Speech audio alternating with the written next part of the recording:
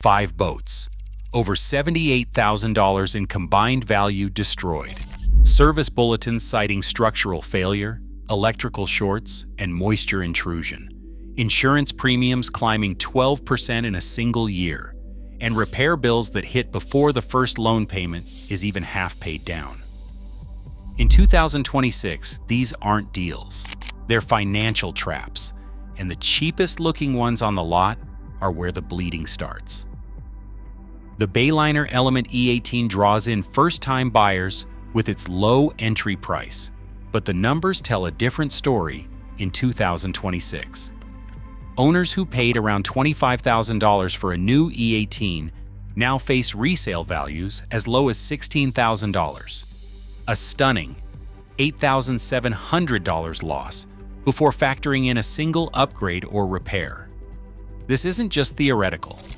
One owner's repair invoice dated March 2026 details a $4,720 bill to address a failed stringer, flagged under Service Bulletin SB 2026-07-12. The breakdown lists hours of labor, specialty materials, and a warning that the defect could lead to further hull damage if left untreated. Electrical problems compound the pain. The same batch of service bulletins references shorts in the main harness, leaving owners to juggle both structural and wiring repairs within the first 2 seasons. Insurance carriers have responded by raising premiums for the E18 by 11.6%, citing the spike in claims tied directly to these known issues. For owners with 8% financing, the math gets ugly. Negative equity sets in before the second year. The monthly payment outpaces the boat's real market value by thousands, trapping buyers in loans that can't be cleared by a quick sale. With dealer inventories still flush from post-pandemic overproduction, clearance pricing has done little to prop up used values. The E18 story is now a cautionary tale, where the sticker price is just the first in a series of financial hits, and a single defect can wipe out any hope of breaking even. Tahoe's T18, with a 2026 MSRP listed at $31,995, has become a case study in rapid value destruction. Just a year after purchase, listings for used T18s are surfacing at $14,200, a staggering $17,795 loss that outpaces even the Element E18's collapse. The numbers alone are sobering, but the real financial pain starts with a single flaw: a recurring warped frame defect. First flagged in Service Bulletin SB 2026-04. Owners like the one whose repair slip is dated February 2026 have faced a $4,700 bill for structural reinforcement, covering labor, specialty resins, and frame realignment. The invoice notes the defect can compromise hull integrity if left unchecked, forcing most owners to pay out of pocket just to keep their boats insurable. Insurance companies have responded by raising premiums for the T18 by 10.9%, citing the spike in claims tied to frame failures and moisture intrusion. For buyers who financed at 8%, the math turns brutal. Within the first 18 months, the outstanding loan can exceed the boat's actual market value by thousands of dollars. Negative equity traps owners, making it nearly impossible to sell or trade without taking a major loss. Dealers, still trying to clear 2025 stock, have little incentive to offer strong trade-in values, and the resale market is flooded with discounted units that can't compete with new inventory incentives. The result is a cycle that feeds on itself: defect-driven repair costs, insurance hikes, and relentless depreciation combined to turn what looks like an affordable entry-level boat into a financial sinkhole. For anyone considering a T18 in 2026, the warning signs are impossible to ignore. Bennington's 22-inch pontoon, often sold as a luxury staple, is now facing a reality check in the 2026 resale market. The numbers are hard to ignore.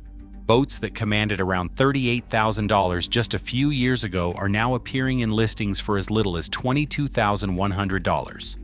That's a $15,900 drop, a financial hit that wipes out years of payments in a single resale. The myth of the value-holding pontoon doesn't survive these figures. The root of this collapse runs deeper than market trends.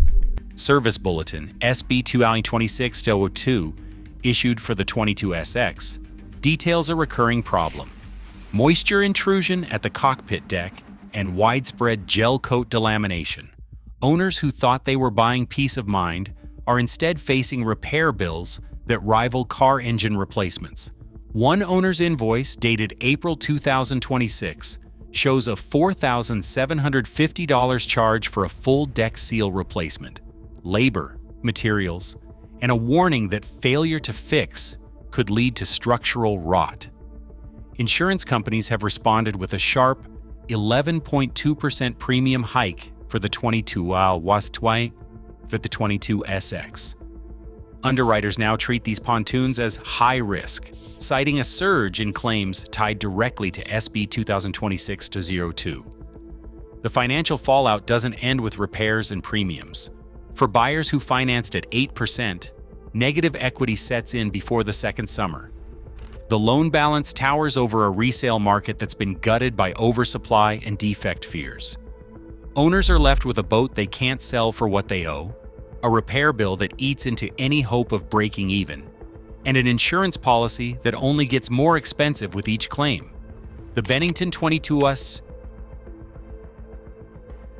once a symbol of comfort, now stands as a warning. Even luxury pontoons can become financial traps when systemic flaws go unaddressed.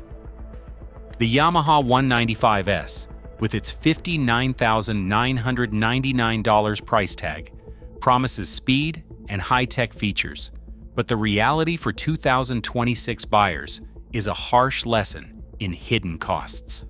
Owners lured by the jet boat's performance are now facing a resale market that barely breaks $41,000, an instant $19,000 evaporation of value even before the first major repair. The real trouble starts with a flaw documented in Service Bulletin SB 2026-03, a cooling intake clog that leads to impeller vibration. One owner's repair invoice, dated March 2026, details a $4,700 charge for a full impeller kit replacement, including labor and specialty parts.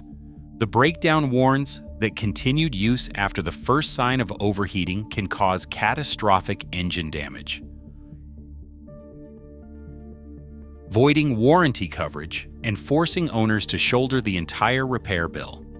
Insurance companies have taken notice, responding with the steepest premium hike among the 5 models, a 12.1% surcharge for the 195S, tied directly to the spike in claims for impeller failures and cooling system issues. The owner quoted on the invoice summed it up: "I paid for performance, but every hour on the water feels like rolling dice with my bank account." For those who financed at 8%, the numbers get even worse. The monthly payment quickly outpaces the boat's real value, trapping owners in negative equity before the second season. With dealer inventory still carrying unsold units from previous years, clearance pricing has done nothing to stabilize used values.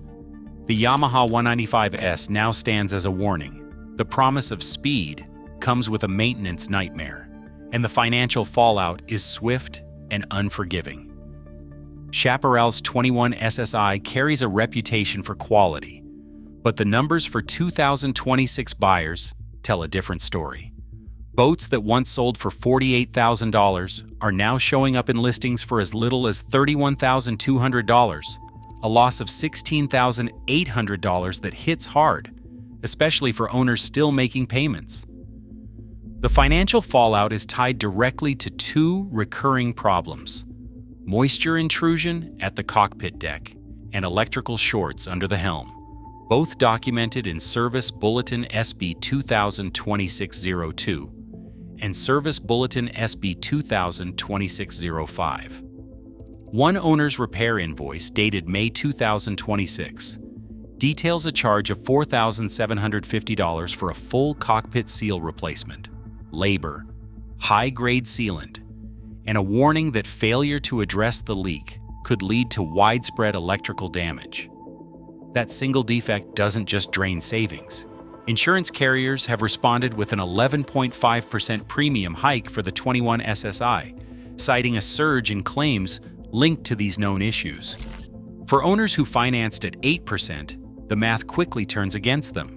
The monthly payment often exceeds the boat's real-world value within the first year. Negative equity traps buyers, making it nearly impossible to sell or trade without taking a steep loss.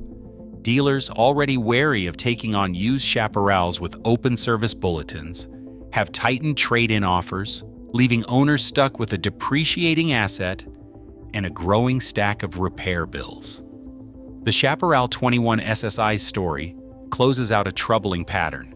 Premium branding and strong resale history offer little protection when systemic defects and market corrections collide.